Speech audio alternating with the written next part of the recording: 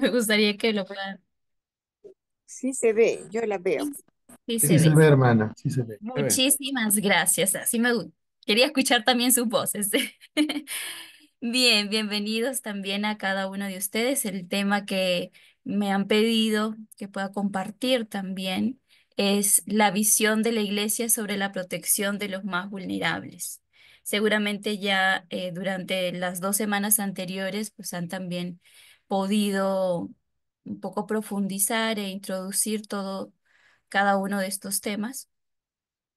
Y en realidad esta parte que me ha tocado compartir, me gustaría también que ustedes, como una especie también de dinámica para empezar este encuentro, podamos traer a nuestra memoria algunos textos bíblicos, relatos que ustedes conozcan, que hable acerca de cómo en la Sagrada Escritura realmente se ve, ¿no? Esta protección y este cuidado por los más vulnerables. Seguramente se nos viene a la memoria rápidamente los gestos de Jesús, ¿sí? Como Jesús también se preocupaba por aquellos que menos tenían, menos oportunidades tenían, aquellos que eran también discriminados o marginados en la sociedad en la que vivían por diversos motivos. Entonces, en el chat vamos a ir escribiendo un poco qué es lo que se nos viene a nuestra memoria, ¿no? Desde los textos que hemos podido un poco leer en algún momento, que nos inspiren también a este ser iglesia, ¿no? A este ser pueblo de Dios. Y mientras van escribiendo, y nos vamos retroalimentando mutuamente en este aprendizaje, em, a ver, un ratito, les voy a pedir que me tengan un poquito de paciencia porque a veces esto se paraliza. Vamos a ir leyendo también los comentarios que cada uno está también dispuesta a compartir, ¿no? Cuando un grupo de gente los seguía y no habían comido, ciertamente, en la multiplicación de los panes, ¿no? La atención de Jesús con las viudas, con los enfermos, con aquellos que eran la defensa de Jesús a los niños, ciertamente, ¿sí? El buen samaritano, una parábola que es un ícono, sobre todo en el cuidado y protección a los más vulnerables.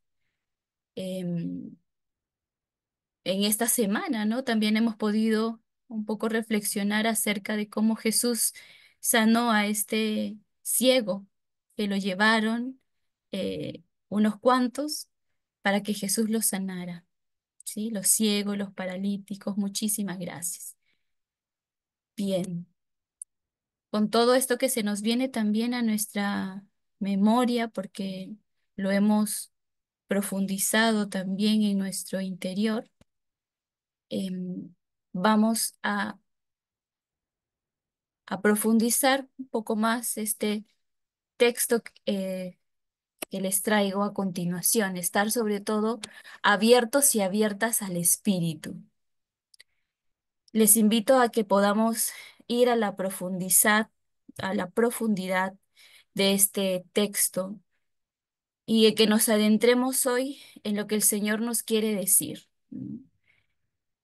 Abrirnos sobre todo a este espíritu, a caminar también a su ritmo, a reconocer nuestros temores, nuestras pobrezas y lanzarnos a caminar también en libertad. Todo ello tiene que ver con el cuidado a los más débiles. El texto dice, en cambio, el fruto del Espíritu es caridad, alegría, paz, comprensión de los demás, generosidad, bondad, fidelidad, mansedumbre y dominio de sí mismo. Estas son cosas que no condenan ninguna ley. Los que pertenecen a Cristo Jesús han crucificado la carne con los impulsos y deseos. Si ahora vivimos según el Espíritu, dejémonos guiar por el Espíritu. Depongamos toda vanagloria. Dejemos de querer ser más que los demás y de ser celosos. Tal vez en nuestro interior puede ir resonando algunas palabras de este texto que nos ayuda a abrirnos a aquello que el Señor nos quiere decir.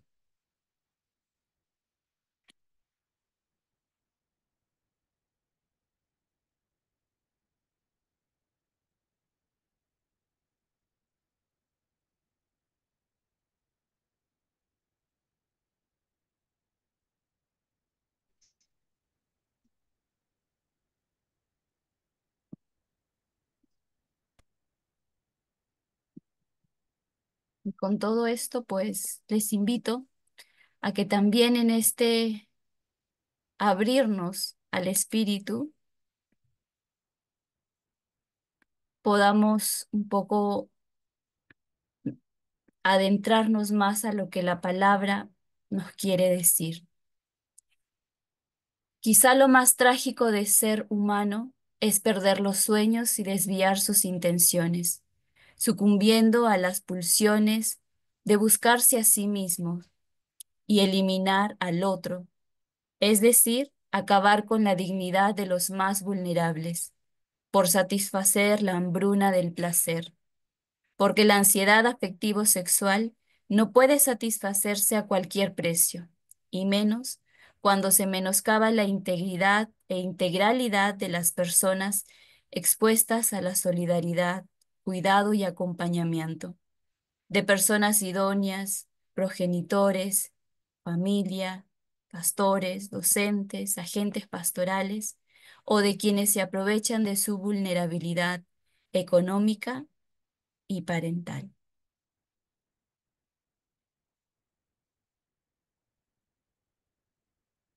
Estar abiertos al espíritu es también cuestionar nuestro ser llamados y llamadas al discernimiento. Y tal vez hoy nos podemos preguntar qué estamos dispuestos o dispuestas también a dejar. Estamos convocados a discernir y vivir de tal manera que las pulsiones dejen paso a la solidaridad, que la manipulación deje paso al servicio, que el narcisismo deje paso a la entrega, para que sea el Espíritu de Jesucristo el que nos conduzca por los caminos de la vida plena y no nos dejemos entregar a la carne de la frustración, del vacío y la amarga vivencia del protagonismo fatuo. Digamos que todo esto que he podido leer son aquellas amenazas al espíritu, ¿no? Aquello que nos aleja totalmente de ser anunciadores y anunciadoras del Evangelio, aquello que nos aleja totalmente de vivir en el cuidado y protección de los más vulnerables. Y con esto, pues, quisiera que podamos escuchar esta canción que nos ayuda también a recordar en este año jubilar el ser peregrinos y peregrinas de esperanza.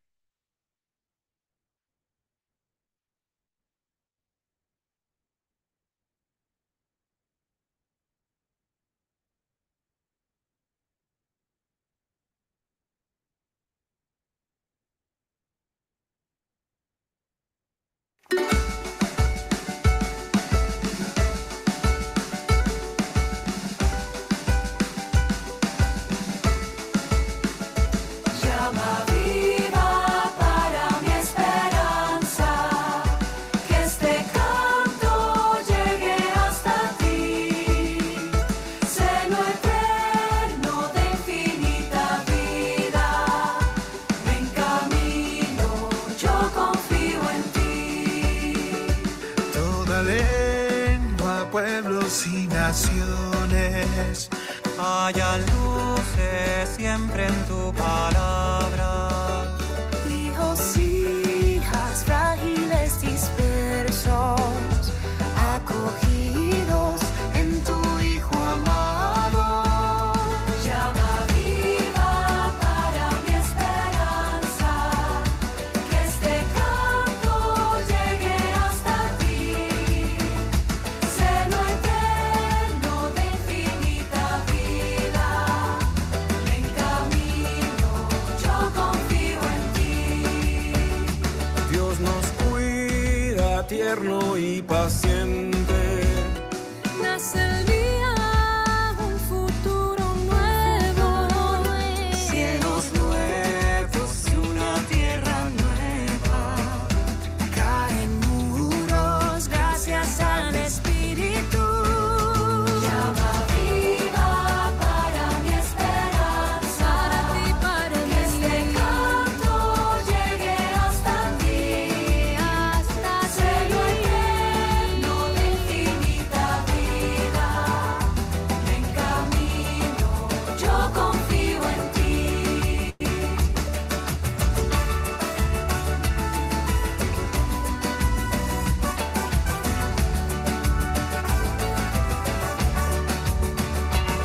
Una senda tienes por delante, paso firme, Dios sale a tu encuentro.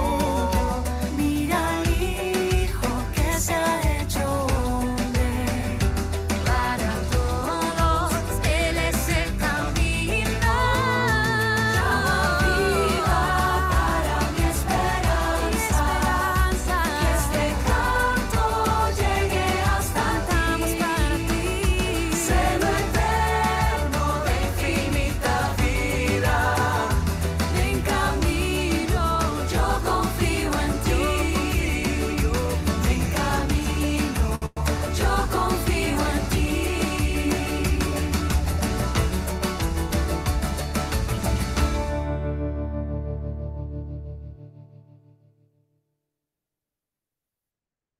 Seguramente este himno resuena y va teniendo cada vez más sentido en nuestro caminar como peregrinos y peregrinas de esperanza.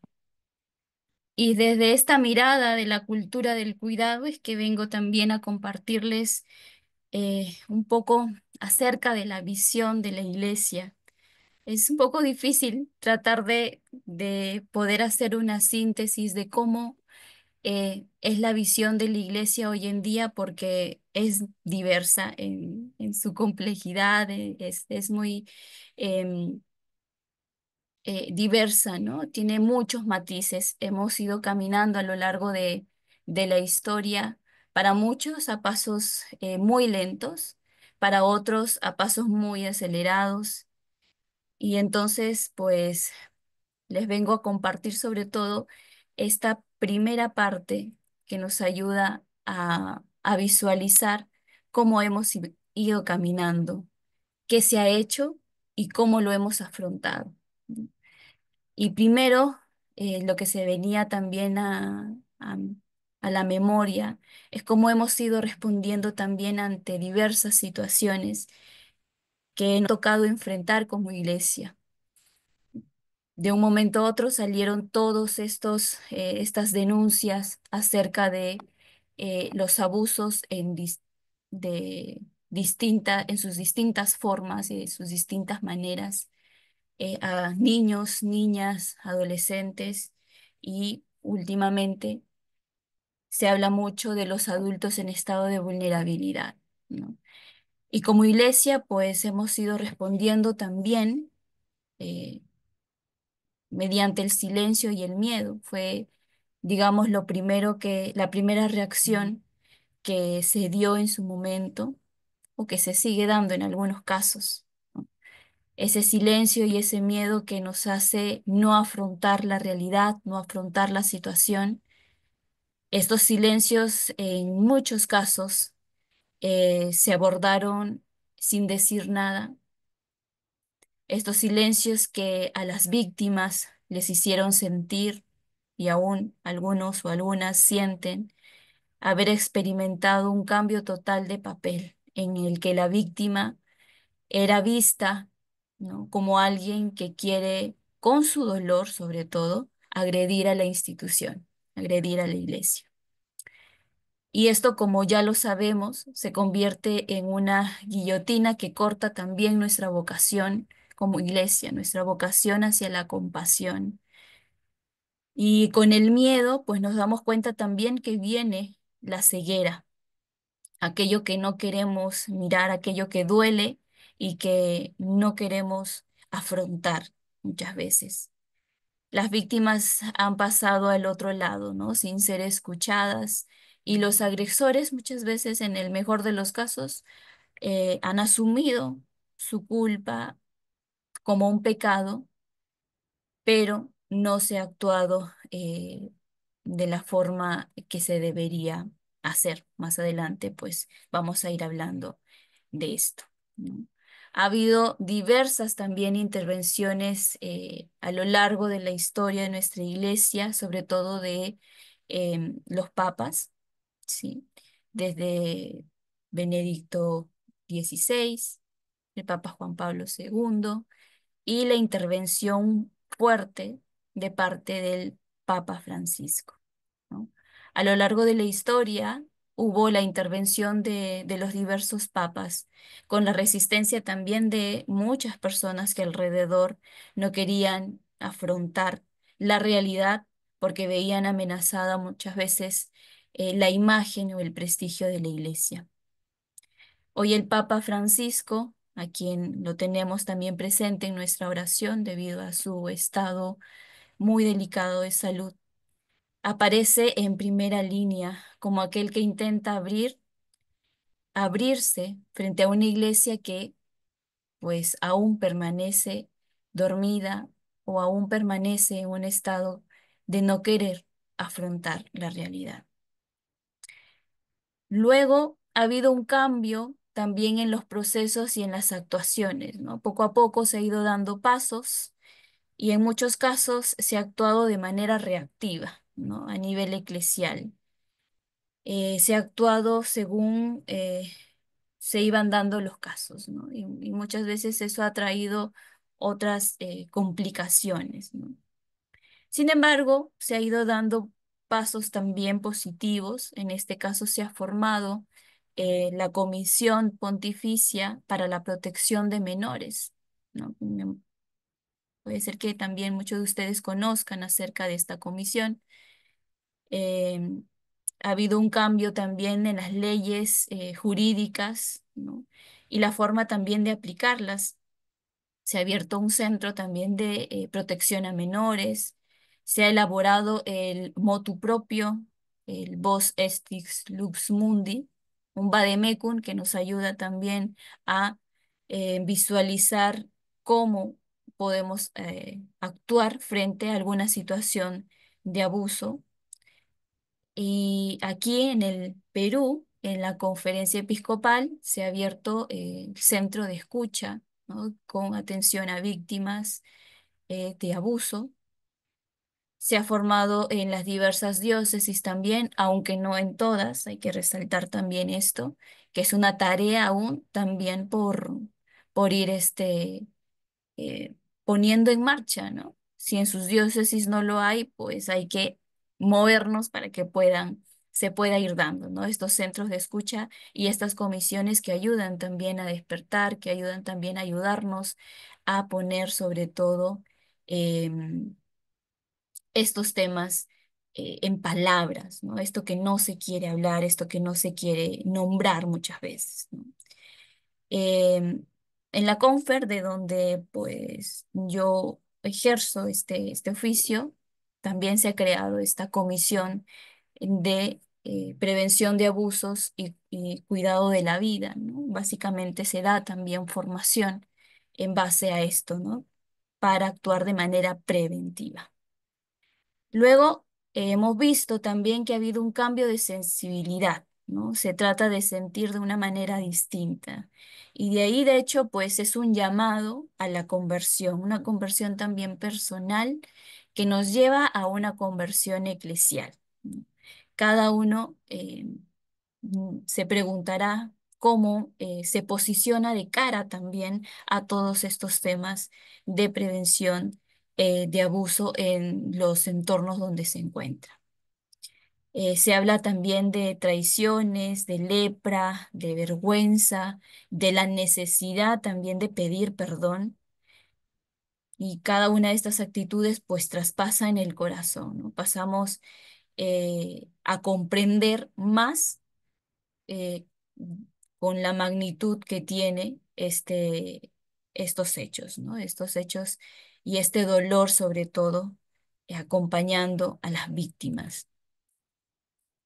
Luego, pues, hay estudios que nos hablan acerca de la realidad de nuestra Iglesia Católica en América Latina y que sería importante también que lo tengamos en cuenta.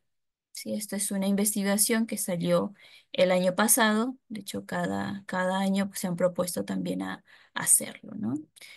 La Iglesia en América Latina pues ha intentado sistemáticamente en acallar las denuncias y los escándalos de los abusos y en muchos de los casos pues, se ha trasladado a sacerdotes implicados en estas situaciones, silenciando, ¿no?, a las víctimas muchas veces. Em, Esto ha ocurrido en el pasado y lamentablemente sigue ocurriendo en el presente. Sacerdotes que han sido denunciados en su momento y que, pues, por algunas decisiones de algunos obispos, para que no se haga un escándalo, han sido trasladados a otras diócesis y lamentablemente estos casos, en vez de disminuir, han aumentado, porque cuando no se trabaja la situación desde raíz, desde acompañar no solamente a las víctimas, sino también a aquel que es agresor, este problema no disminuye, sino todo lo contrario, ¿no? Lamentándolo mucho, ha habido pagos secretos también a las víctimas para que no se haga estas situaciones mediáticas, ¿sí? Pero sin, ¿no?, pedir perdón a ellas, sin escucharlas sobre todo, culpando a las víctimas y a sus familias de querer aprovecharse de la situación y de querer sacar dinero a la institución. El minado de la credibilidad de las víctimas, no ha habido una escucha atenta a ellas y pues se ha dudado de la credibilidad. Hoy en día, gracias al Vademecum y al Voces Dislux Mundi, se nos habla que cualquier situación de abuso que se dé, hay que ponernos también a investigar, ¿no?, a ver si realmente sucedió, si hay verosimilitud o no en los hechos. Manipulación psicológica a las víctimas, producto de todo esto que ya he venido mencionando, y presionando también a los medios de comunicación, ¿no? En varios de los casos en América Latina ha sucedido estos hechos, ¿no? Y pues lamentándolo mucho, pues en vez de ayudarnos a que podamos poner, ¿no?, las manos, digamos, en la masa, tratar de trabajar en ello, la situación pues se ha ido agravando aún más. ¿Y cómo nos vemos hoy? ¿No? Lo primero que nos toca, como ya hemos notado, es la resistencia común de muchos, ¿no? Un rechazo a abordar este tema. Y lo vengo escuchando muchísimas veces también, ¿no? El mismo hecho de decir ya estoy cansado, ya estoy cansada, harta de hablar de eso y de otra vez lo mismo con el tema de los abusos, con el tema de, este, de hablar de eso, finalmente es para muchos es un tema que ya no deberíamos hablar, ¿no? Para muchos es un tema de moda, ¿sí? Y cuando escucho estos comentarios de que los abusos hoy en día son un tema de moda, s- eh, me toca el corazón, ¿no? Porque el dolor de una víctima cuando ha sufrido abuso es indescriptible, ¿no? El dolor es tan profundo y la persona queda tan quebrada que no creo que su dolor esté de moda, ¿no? También hay una profunda decepción, ira, resignación, alienación de muchos católicos.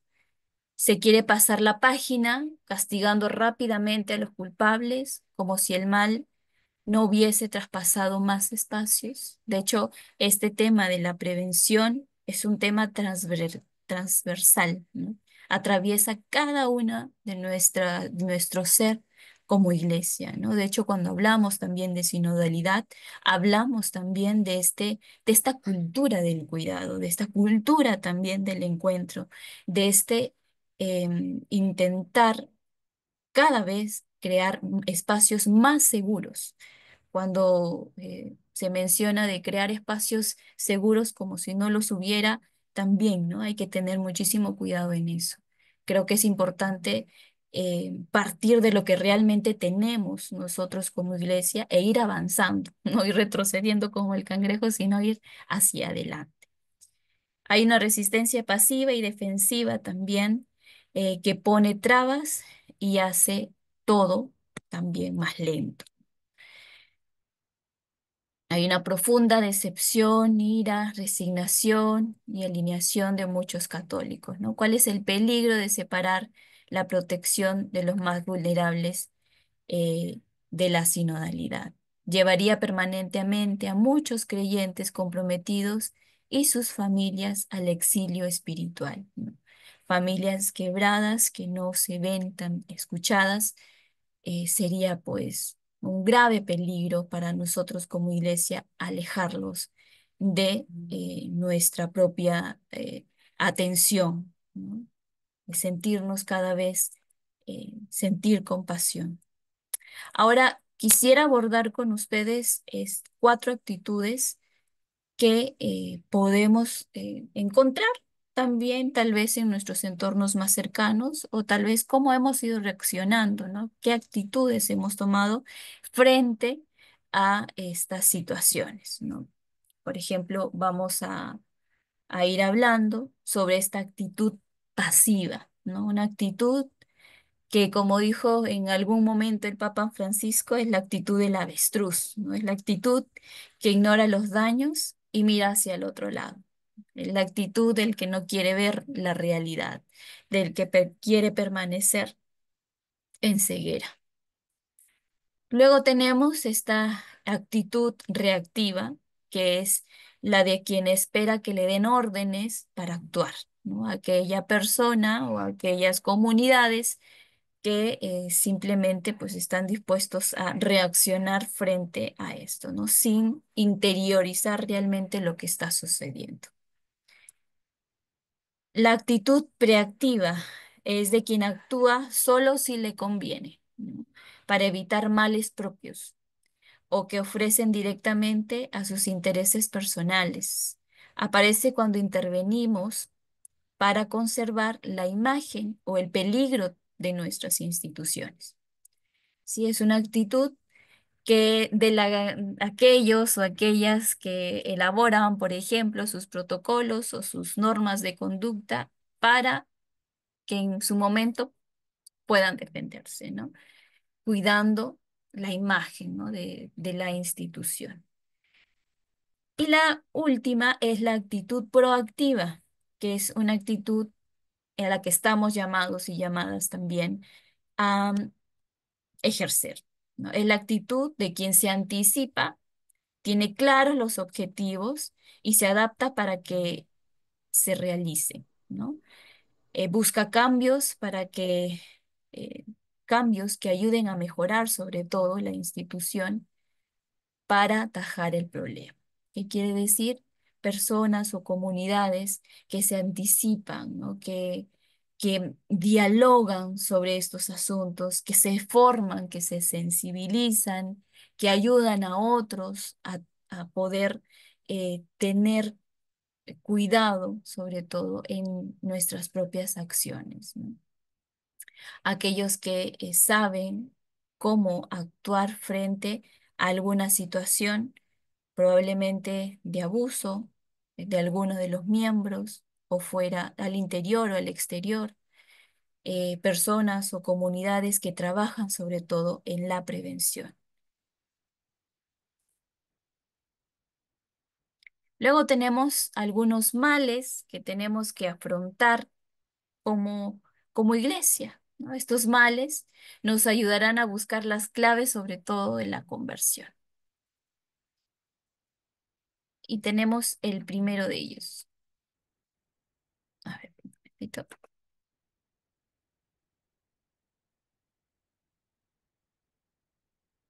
Creo que al darle a admitir a alguno de los participantes, se me bloqueó esto. A ver, un momentito.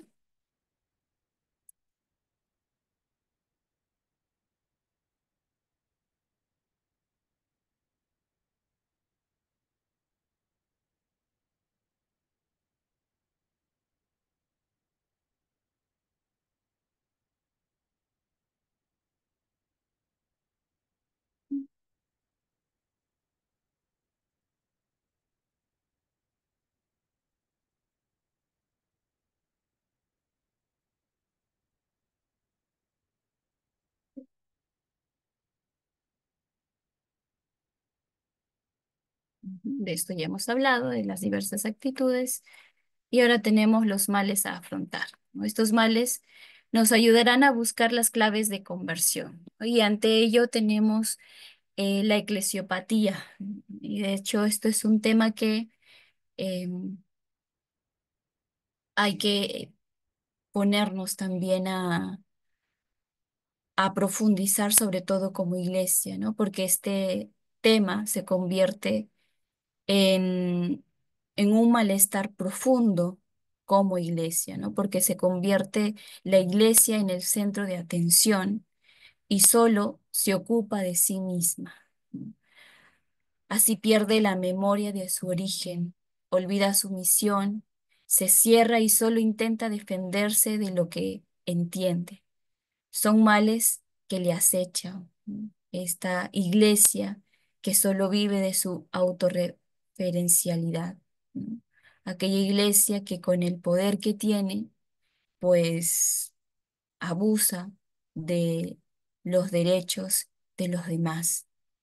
Aquella iglesia que mediante el mesianismo, los elitismos y el clericalismo, que es un mal que nos toca enfrentar también como iglesia, pero que nos toca también em, saber cómo poder pasar de una iglesia de poder, que ejerce un poder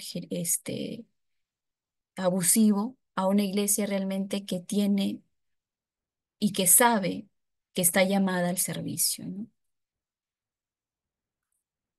La falta de sensibilidad hacia las víctimas, ¿no? Cuesta aún acoger el dolor, ¿no? Es un peligro que solo nos quedemos satisfechos con tener protocolos, como ya les compartí hace un momento, cuando solo están apolillándose o empolvándose en las gavetas de nuestros escritorios, de nuestras parroquias, de nuestros colegios, ¿no? Y no, y no nos ponemos a hablarlo, no nos ponemos a formarnos sobre todo hacia nuestros otros agentes pastorales, nuestros compañeros, compañeras. Y la falta de conversión pastoral, ¿no? Pensar en que esto de los abusos, como ya les decía, es una moda, es algo que traspasa el dolor de las víctimas. Si lo entendemos como una moda, nunca se llegará a la verdadera conversión, a una auténtica conversión. Él nunca se ha hecho así, también esconde miedos, mecanismos de defensa y tentaciones de preservar antes que buscar la verdad. Esta falta de conversión. Somos seres humanos que vivimos también en constante conversión. Y creo que el ponerle nombre a cada uno de estos males nos ayudarán a enfrentarlos y sobre todo a, a buscar realmente lo que nos puede ayudar. ¿Y qué podemos decir en lo que ya está cambiando?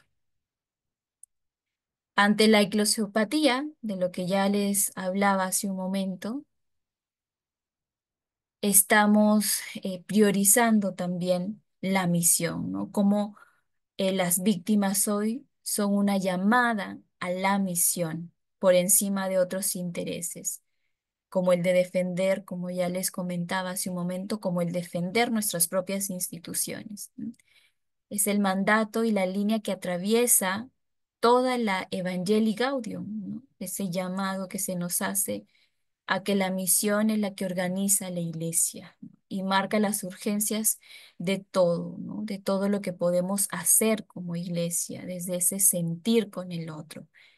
Será el momento también de preguntarnos qué quiere decirnos Dios con toda esta realidad, qué quiere decirnos Dios con esta realidad de los abusos. Simplemente que estamos amenazados o amenazadas por las víctimas, o querrá decirnos presten atención a esto y actúen frente a estos males y actúen sobre todo eh, y opten por el cuidado de los más vulnerables.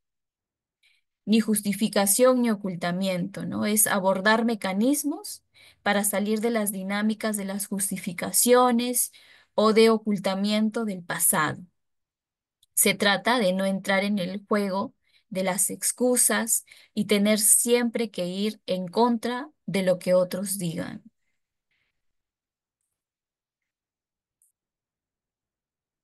Y ante el clericalismo, ¿no? Este es uno de los males que ya hemos ido visualizando.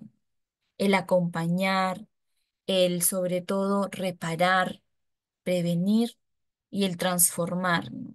Para responder a los abusos se necesitan mecanismos que se estructuren desde la sinodalidad, ¿no? ¿Cómo acompañamos a, a nuestros hermanos y hermanas que probablemente vienen a contarnos algo que les ha sucedido en sus familias, en, en los lugares donde se desarrollan, donde se ponen en contacto con los demás, en nuestras mismas parroquias, en nuestras mismas iglesias, en nuestros mismos centros de trabajo?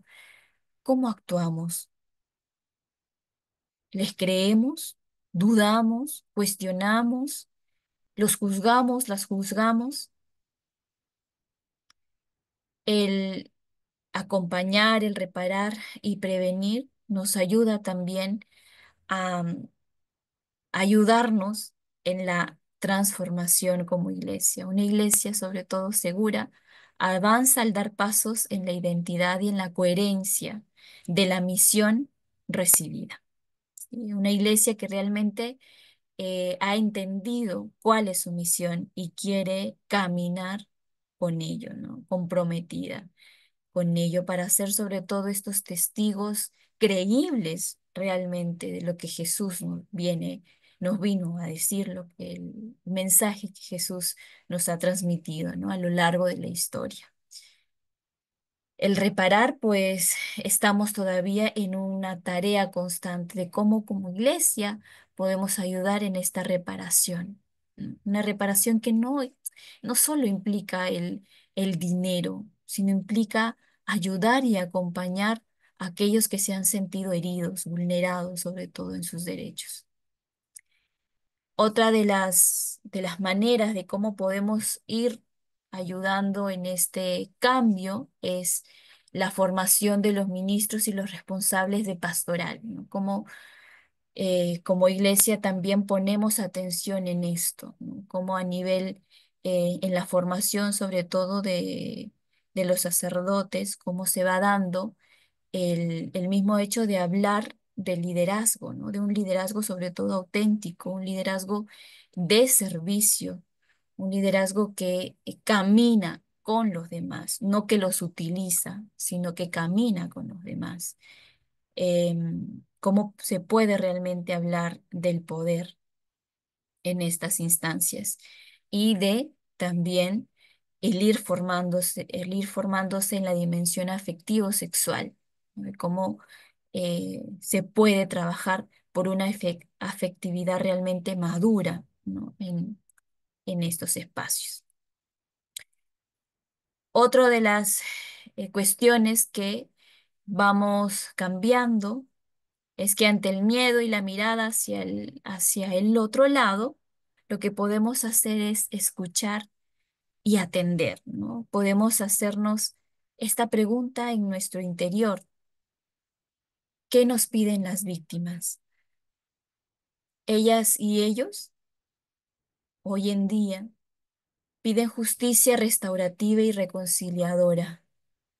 Piden que se les crea.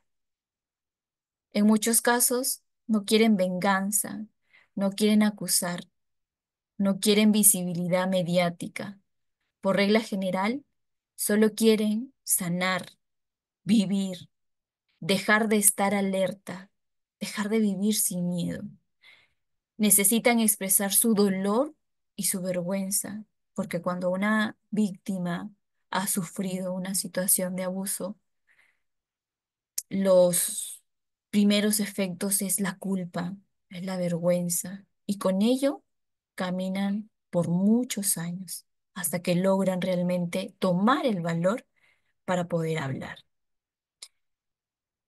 Hasta sus sentimientos de asco. Necesitan entender lo que les pasa. Muchas de ellas no entienden qué les pasa. Por eso mismo es que no logran en un primer momento metabolizar aquello que les ha sucedido. El trauma es tan fuerte que por eso es que una víctima tarda muchos años en poder hablar de lo que le sucedió. Necesita que respetemos también sus procesos, sus ritmos, a veces que a veces no se adecúan, ¿no?, a los nuestros. Y, y con ello también necesitan espacios donde narrar su dolor, pero espacios realmente seguros, espacios donde realmente se les acoja. Porque yo creo que, por ejemplo, ¿no?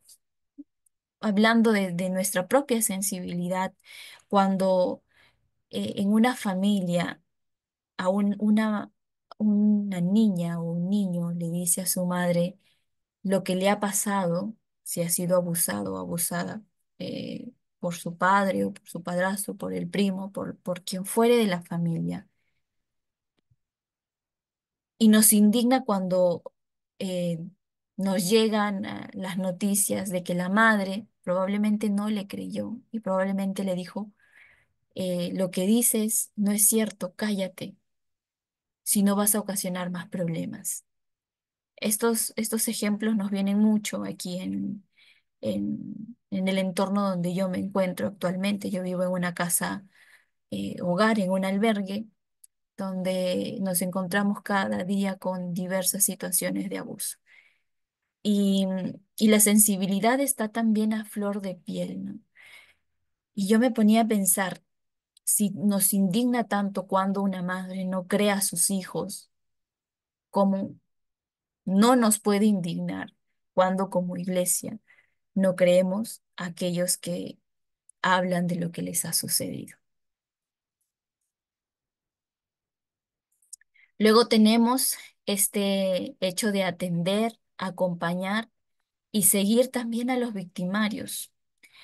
El peligro de señalar enseguida al que decimos culpable y someterlo inmediatamente a la condena popular puede dar pie a muchas injusticias también. Y esta es la otra cara de la moneda. Por eso como iglesia siento que no solamente nuestra prioridad, sí es verdad, nuestra prioridad está atender a las víctimas, pero tampoco podemos dejar de lado la otra parte, ¿no? El victimario o la victimaria.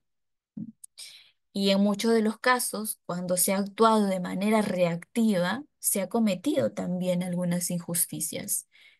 Y según algunas estadísticas, cuando ha pasado eso, se ha dado una alta tasa también de suicidios de sacerdotes que por verse también acusados de, de una situación de abuso y al verse inocente por toda la carga que hay alrededor, aún siendo inocentes, han acabado por quitarse la vida.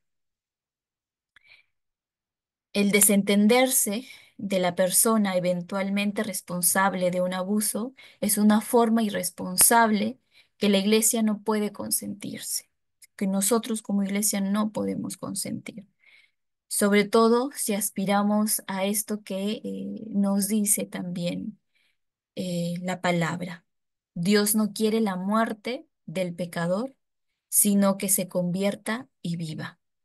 Y con ello, pues, es esta invitación de no dejar de lado, de no, de que el problema o de la situación no se soluciona sacando la manzana podrida de, del cesto, sino todo lo contrario. Ayudar a la persona, acompañarla, ofrecerle espacios donde realmente ellos y ellas o ellas puedan sanar, acompañarlos y no dejarlos tampoco solos ni solas.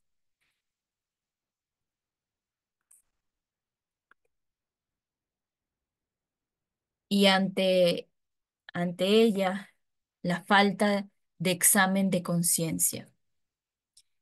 Y en esto, pues, tenemos estos espacios seguros, ¿no? Esta creación de espacios más seguros que podemos en nuestros propios entornos ir reforzando, ¿no?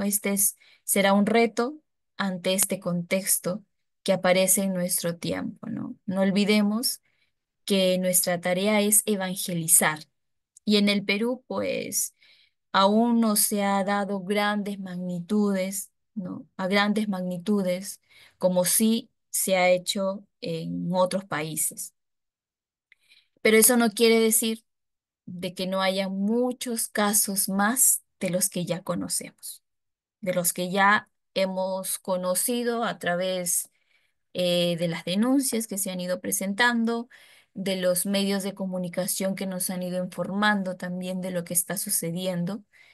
Hay muchísimos casos más que aún se mantienen en silencio, que aún no se ha escuchado de todas las víctimas y que aún lamentablemente no se ha actuado en caridad, aún a pesar de todo lo que venimos dialogando como iglesia, lo que venimos profundizando también como iglesia. Es necesario que podamos hacer nosotros este examen de conciencia. ¿Cómo es que realmente estoy actuando de manera proactiva, de manera preventiva en mis entornos? ¿Cómo es que realmente estoy garantizando estos entornos más seguros, estos espacios más seguros en la iglesia, en los lugares donde yo me desarrollo también? ¿Qué estoy haciendo para lograrlo? ¿Qué estoy haciendo desde mi primer círculo, ¿no? Desde mis primeras relaciones, desde mi entorno familiar? Luego, pues, trabajar también en la conversión, ¿no? Una conversión constante a nivel personal. Y para ello, la fe será nuestro motor de esperanza, sobre todo en este año en el que se nos recuerda caminar en esperanza, tejer lazos que nos ayuden realmente a trabajar nuestra propia conversión personal para conseguir también logros más grandes, ¿no? Bueno, a continuación, pues podemos hablar de brotes que ya están sembrados, pero cuyo despunte esperamos hacia una cultura restaurativa y del encuentro, ¿no?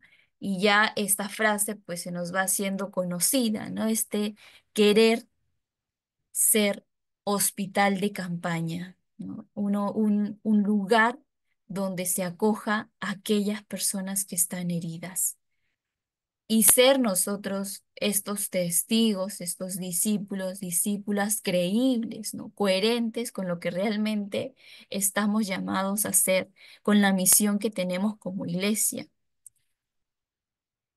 Hay esperanza para las víctimas. Si bien es cierto, pues se han atendido muchos casos. Hay esperanza para muchas de ellas, pero también, como ya le hemos venido diciendo, desesperanzas y silencios y rechazos por parte de otras. El encuentro también entre implicados, ¿no? Hay en esta parte, en esta cultura restaurativa, se trabaja ya por espacios donde se pueda atender a las víctimas, se pueda acompañar, ¿no?, a los victimarios y se pueda, en el mejor de los casos, llegar a un encuentro de perdón y reconciliación entre las partes, ¿no? Y con las familias. De hecho, es una tarea que aún nos queda. No podemos tomar bandos, eso es lo peor que nos puede pasar como iglesia. No podemos solamente atender a una sola parte, sino intentar, ¿no? Intentar sobre todo hallar esta justicia, ¿no?, restaurativa y esta cultura también del encuentro. El sembrar, ¿no?, entornos proactivos, ¿no?, entornos que nos ayuden sobre todo a saber cómo podemos actuar frente a situaciones de abuso o cómo podemos prevenir todas estas situaciones. Y hablamos desde una pastoral también preventiva, ¿no? Una pastoral que está llena de ternura, que está llena de cuidado desde la memoria de lo que ha sucedido, ¿no? Y cuando realmente somos conscientes de nuestra historia, somos conscientes de lo que nos sucede, em, nos convierte también en un ser cristiano de nuestro tiempo, ¿no? En un aprender de lo que ha sucedido para ir sembrando esperanza en los corazones de muchas personas. Porque quien no es consciente de su historia, pues el peligro está caer en la mediocridad. Si hemos sanado heridas, si tenemos espacios sobre todo seguros, podremos con sencillez y caridad abordar la magnitud del problema dentro y fuera de la iglesia. Y así nuestro ser iglesia será más aún, sobre todo profética, creíble hacia los demás. Ya no será una iglesia en la que nos tenemos que andar cuidando las espaldas unos a otros, sino que realmente podamos actuar en libertad y podamos realmente ir creando estos entornos cada vez más seguros. Y es lo que nos invita también el Papa Francisco, ¿no? Eh, Nos llama sobre todo a ser iglesia en salida, donde asumamos sobre todo con tantos momentos, como en tantos momentos se hace, la defensa a los débiles, alzando la voz y creando espacios donde se defienda a aquellos que han sido marginados, aquellos que han sido apartados, aquellos y aquellas a quienes no hemos escuchado, y aprender sobre todo a reconocer nuestros errores y a trabajar por una cultura del encuentro que nos lleve realmente al reconocimiento del pecado, pero también ayudarnos a reconocer que estamos llenos de la gracia y que el Señor nos da la gracia para poder caminar como iglesia, para poder volver a empezar de nuevo, para recordar que nuestro seguimiento es un proceso, ¿no? Así,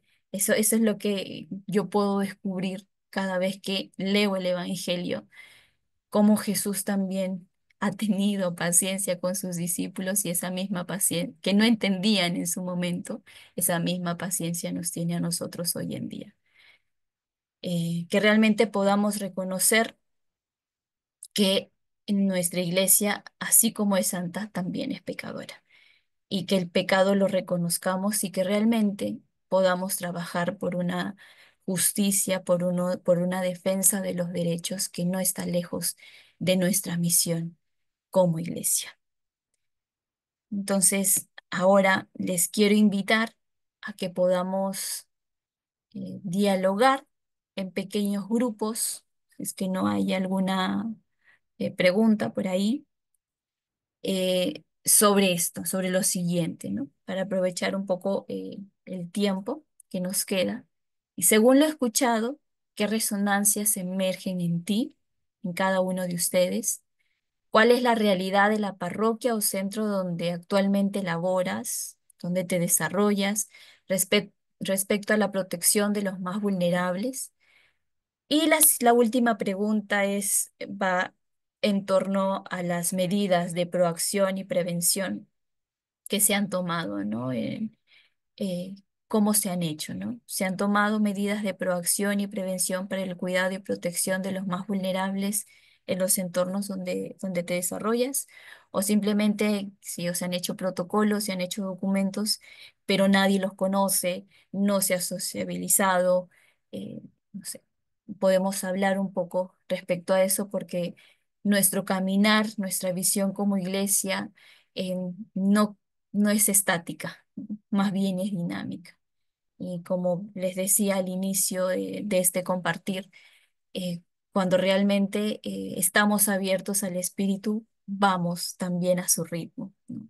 A la novedad, nos abrimos a aquello que el Señor nos quiere regalar con todo esto que estamos atravesando como iglesia y con todo lo que venimos también atendiendo, ¿no? Todas las necesidades que venimos atendiendo como iglesia. Hasta ahí.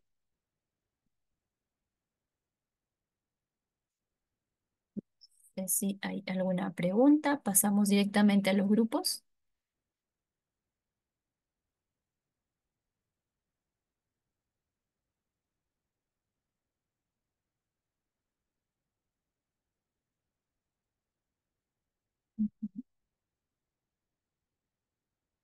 No sé si está por ahí Daniel, que nos ayude en los grupos. Hola hermana, buenas noches. ¿Ya puedo crear los grupos? Sí, Ok, le voy a dar a los grupos, ¿ya?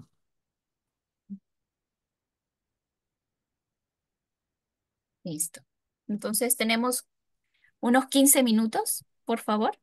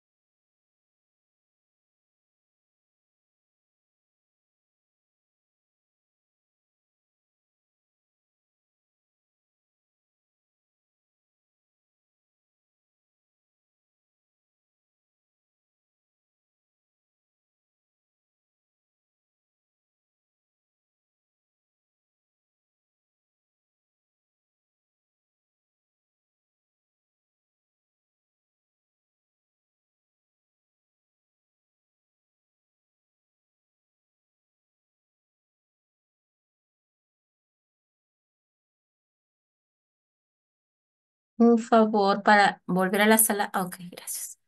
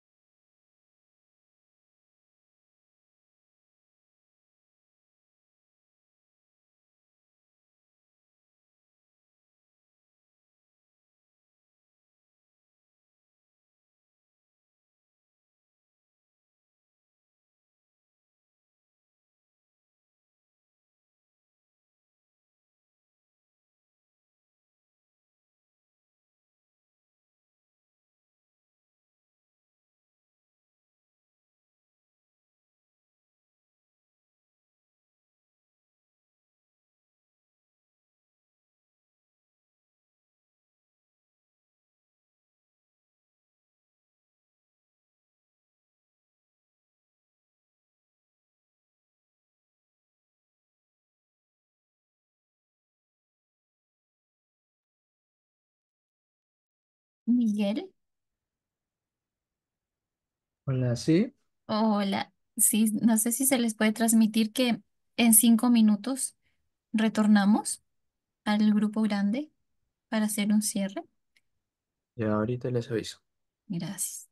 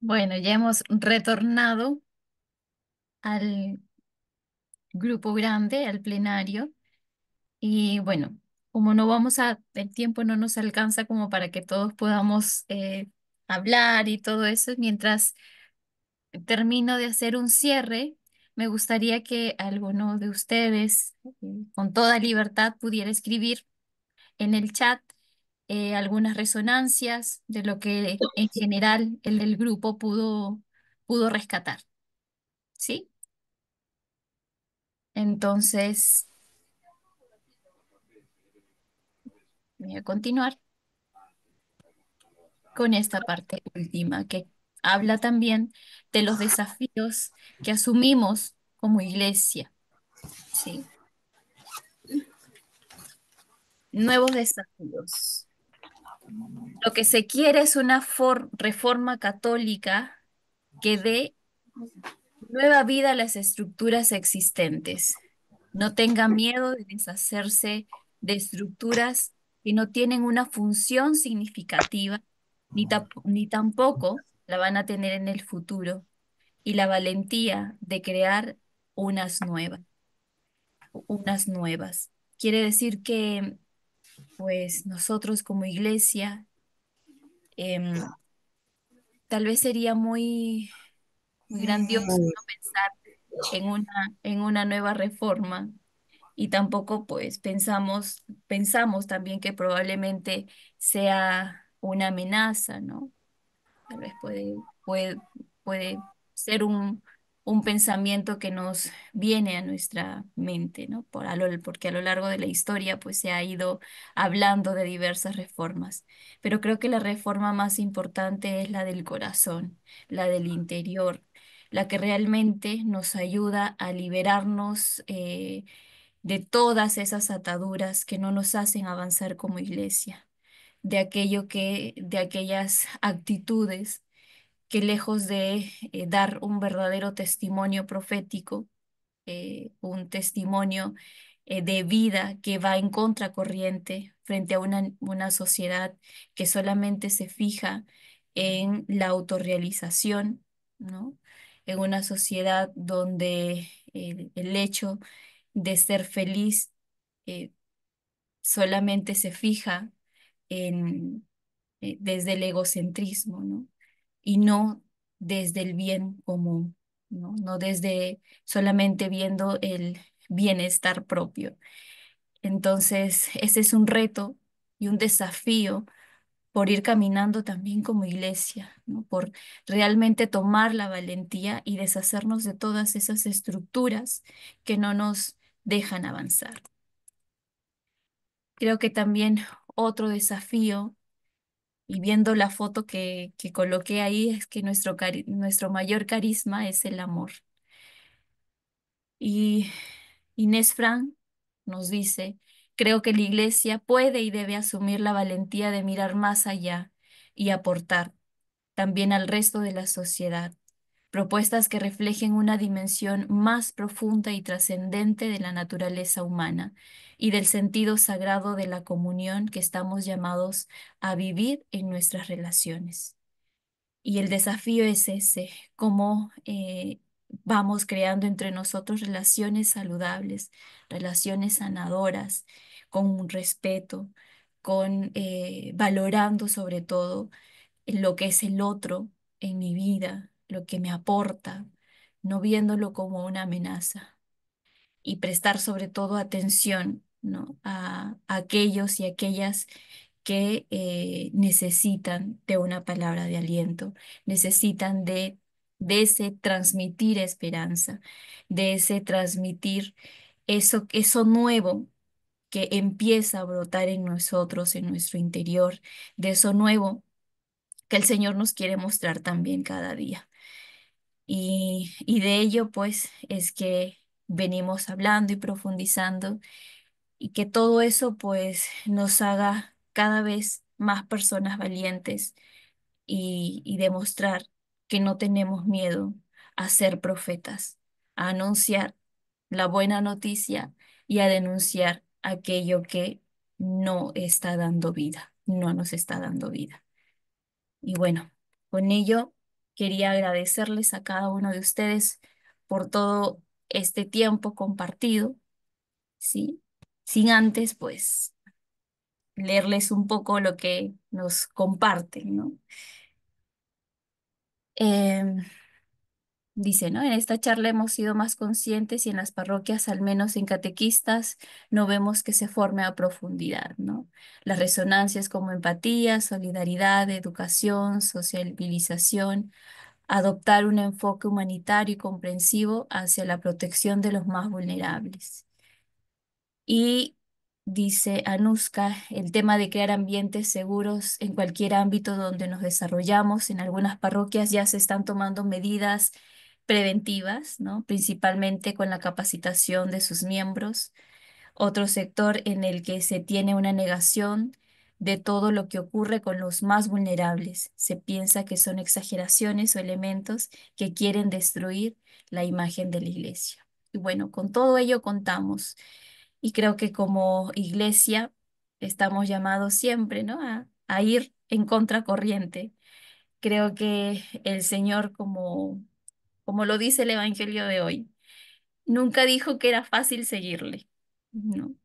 Eh, el Evangelio de hoy nos transmite eso, ¿no? Quien quiera seguirme, que cargue con su cruz y me siga, que cargue con todo aquello que nos ata, ¿no? Y que sigamos adelante.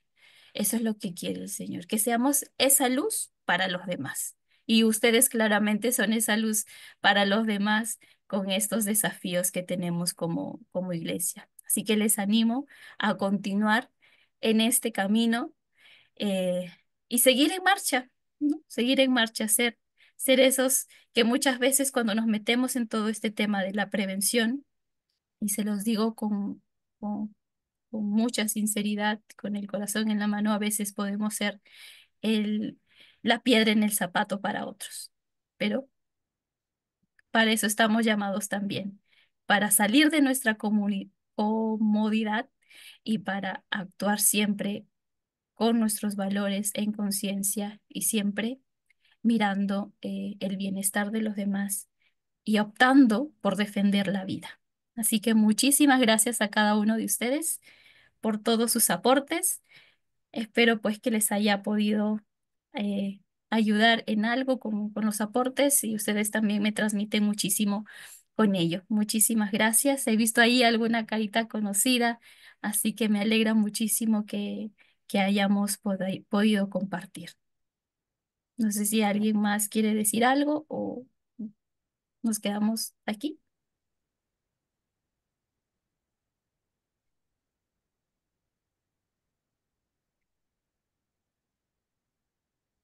No, agradecerle a usted, hermano, también por la charla, por habernos puesto en darnos estos alcances que seguramente van a ser bien utilizados también al interior de nuestras parroquias, ¿no? Así que gracias por ello. Gracias, Marco. Mi hermana, muchas gracias porque ha sido una ponencia muy humilde, con mucha sencillez, con mucha sabiduría, con mucha esencia de humildad y de conocimiento. Gracias, hermana. Buenas noches. Buenas noches. Gracias, Miluska. Ok. Bueno, a ustedes. Mucho ánimo. Caminamos en esperanza. Gracias, buenas noches entonces. Buenas noches a todos, hasta luego, nos vemos. Buenas Hasta noches. la próxima. Buenas noches. Gracias. Buenas Hasta luego. noches, Hasta gracias. luego. Buenas Gracias. noches. Hasta Buenas luego. noches. Buenas Hasta ahora. noches. Gracias. Buenas noches. Hasta la próxima.